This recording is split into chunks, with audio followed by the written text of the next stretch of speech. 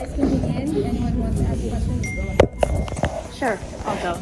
So I first wanted to say I'm such a fan of your work, and I really, really admire what you're doing for representation. Thank you. For Filipinos. I guess you're the first ever Philippine-based talent to do this sort of voiceover work for DC. What sort of doors do you hope this opens for other voiceover talents in our industry? Well, I hope that it trickles to everyone. It's not just me. I'm not the only voiceover talent here. I'm probably the most exposed one, but I'm definitely not the only one. I am like this and I have these skills because I grew up around a network of really talented voiceover talents. And I learned not just from my parents, like everyone says, oh, you got it from your parents. Yes, but it's not just from them because I grew up in my parents' studio and so many of these voiceover talents would always be there and I'd be hanging around them. I called them my titos and titas and I learned little bits from them. So I'm not made of just my parents. I'm made of all of these veteran voiceovers that I have met and worked with, and I hope that the international outfits can see that there are so many wonderful talents that they can tap here in the Philippines too, not just me. So, if you were given superpower, what would it be, and how do you want to I was thinking, it depends. Like, do I want to dominate? Then, if I were to play a villain, right? I would say that I want my superpower to be looking into your mind and knowing what your greatest fear is. Because that's pretty powerful. You can use it to protect yourself also, right? You can use it as a superhero then. But also on the flip side, I want to travel. So what if I teleport, right? That would be so cool. I don't need to waste travel time, diba? But 16 hours to go to another country, that's like an entire half day.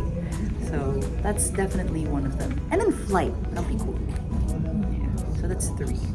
So Inka, how do you Yes. approach the process of creating distinct and memorable voices? I take a look at the character of what I'm presented with. So whether it's a brand, so what is the character of the brand, or if it's a character that was written, like an actual person. And then I try to see what they would sound like, because depending on, like, for example, if you're very soft-spoken or shy, if you're very shy, you would be soft-spoken, like you wouldn't speak with a loud voice. If you were raised in a family or raised in a big family, you would have to speak a little louder because you're used to many people like talking at the same time probably. So these are the things that I would take into account and then maybe build a character from there. But honestly, to be frank, that's something that I'm not really that I haven't really been exposed to so much, because I do a lot of commercial voiceovers and reading from scripts, like, again, hi and welcome, right? So to delve into the acting of voice acting is something that I want to be able to do more of, because I started filming for a teleserye, so acting is now something that I'm trying to get into, because that would enrich my voiceover experience and my voiceover skills. So you've mentioned a while ago in the press con that one of the things that you've done to prepare is a mental mindset. So how were you able to overcome these doubts? Because I'm sure it's such a huge project and you have this kind of self-doubt. It is. So there's this thing that I read online. It says, seek discomfort. Because we're so used to living a life of comfort, like technology advancements have been made to make us more comfortable. Everything is more convenient. So in turn, we end up sacrificing or losing so many things that would be very helpful, kind of superpower-like, right? That's why there's so many animals who can do weird and amazing things with their body, because they don't have the technology that we do. But I digress. So it would be like Sorry, what was your question again? How are you able to overcome How these was I able to self-doubts? overcome? There you go. Seek discomfort. So I do my best to kind of, if I'm afraid of something, then that's probably where I should be, because that's where I need to grow, right? So in terms of like working out, I hate doing Bulgarian split squats because it's painful, but that just means those are the muscles that I need to grow more so that I can become stronger. So that's what I'll do more of. So overcoming the pressure and the mental, like being overwhelmed by the size of it all, the depth of it all. Voila, I just kind of had to jump in there and just be like, okay, this is where I gotta be, this is where I'm gonna grow. Not to mention, it's an opportunity to experience humility, right? Because it's something that I'm unfamiliar with. Like when you stay in your comfort zone, you get used to it. You become like, okay, I'm here. This is what I'm good at. Let's do something I'm not good at, right? And then let's see what we can do from there. My question comes from, it's appropriate because you mentioned how technology makes things easier for us, but now here you're voicing an AI, Yeah. right? And you're trying to be like an AI, but what's Yeah. happening right now, as you're aware of the industry and the strikes and everything, is that Yes. AI is beginning to do stuff that we can do. Yeah. I mean, we're writers and there's like ChatGPT and replaces Yeah. that. And how close is it? Like, I would like your thoughts about AI replacing work that people can do. Like, I'm Yeah. sure there's a program that could have voiced, For sure. what you do. For So, sure. But I also think that it's having the human element is something that AI cannot replace. Like, you can hear a voiceover and know that it's AI. But you can hear a voiceover and think that it's a robot, but it's actually a person. So we can sound like people, but also sound like robots that people think that is a robot. But robots, AI can never sound actually human. Yet. So let's stop there. But I actually made a post about that on Facebook, where I said that I think advancements in AI technology, maybe there needs to be a conversation that should be started about regulation, because if there are good people out there, but there are also not so good people, and AI is a tool. It's just the intention of the user, right, that makes it good or bad. So yeah, I guess it can be helpful, just as a hammer can be used to build a house, but it could also be used to destroy something. So I think it's just the use of it that that needs regulation, or that needs the conversation of regulation.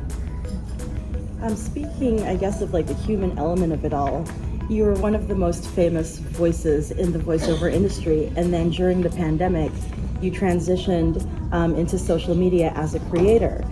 And I think you've such a great following because... Actually, could I correct that? Sure. I wasn't one of the most famous voiceovers before the pandemic. Okay. See. I just did voiceovers. Okay. Yeah, and I became viral, and then that's how people recognize I see. Yeah. I see. But you have such a following that loves you showing up as your whole authentic self. Thanks. You have a very popular podcast called Sleeping Pill with INKA, and you talk a lot about mental health as well. Yes. And I guess what's that like for you to be able to just be so raw and honest about the realities of life and how people can struggle to cope with it, but Right. also what they can look forward to. I guess I can also relate it to seeking discomfort, right? Because when you are so vulnerable online, you open yourself up to attacks of different kinds.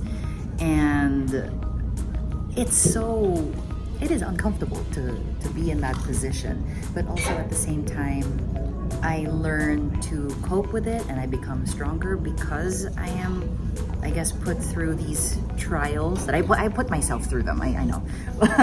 But also in turn, because I learn how to deal with these things, I can help others. Like, turns out, I guested on a podcast recently talking nonsense with Nana Silairo, and I was just talking about like my experiences and the things that I've learned, and then so many people replied saying that these were things that they didn't even think about, and then they started applying it into their lives and it made sense.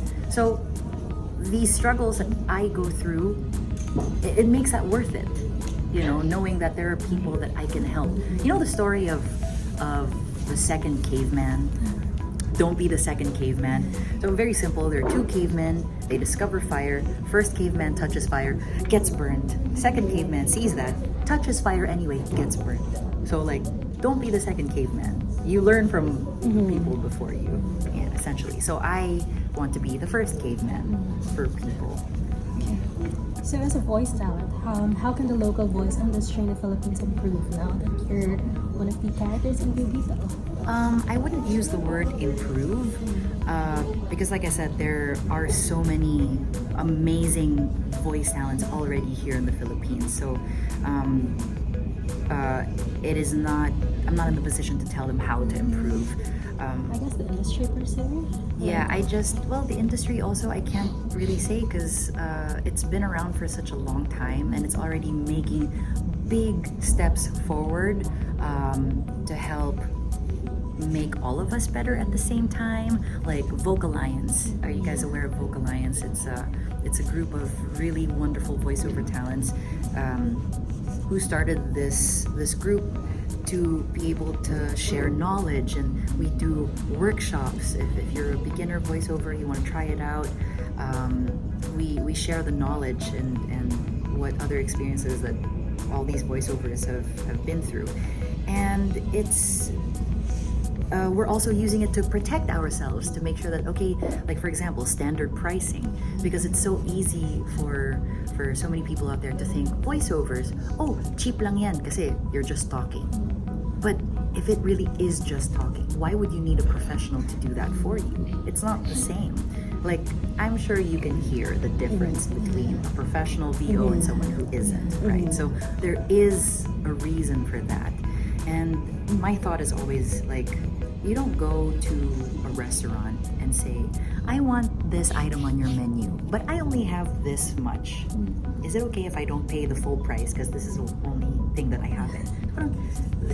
There's already a set price. So Vocal Alliance and other groups are there to be able to protect voiceovers. Like, no, this is the price, this is what we're worth, and then we teach people this is what you're worth, but don't settle, try not to settle for less, because this is work also. This is honest and real skill. And I'm just really happy that the voiceover industry is getting the spotlight that it deserves. Whether it's because of my pa-cute videos, pa-cute lang yun, I'm happy to do that, but their talent and skill stands on their own. So looking ahead, what aspiration do you have for future of voice acting or voiceover or voiceover? You know how big voiceover talents are in Japan? Like, they're celebrated like superstars. I want that for here, right? That would be so cool.